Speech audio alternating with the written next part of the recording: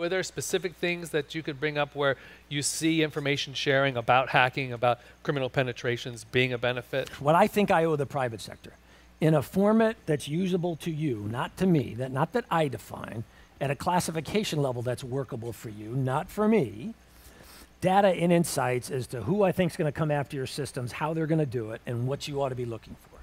What I'm interested from the private sector is, so tell me what you saw. Is it what we thought it was going to be? Was it totally different? What were the precursors that indicated to you that you had a problem? Because literally every hack I've worked in the last decade, there are always precursors. There are always advanced indicators. There are always tripwires that tell you got a challenge that you're going to be dealing with. Now, a lot of times they're not recognized until after the fact. If you look, again, just taking Sony as an example, if you look at the cooperation and the aftermath of the North Korean penetration of Sony, I thought it was I give Sony amazing credit.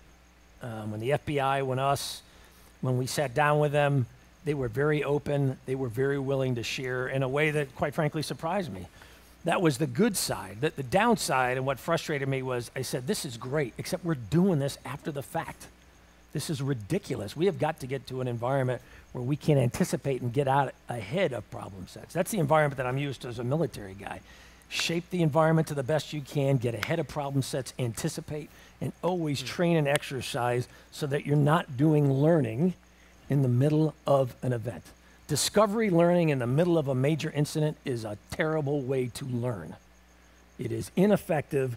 It takes you a whole lot of time. And in the combat environment that I'm used to as a military guy, it generally leads to a higher loss of life. And I'm not arguing that's the scenario in the cyber world, but I would argue that some of the basic principles are readily transferable.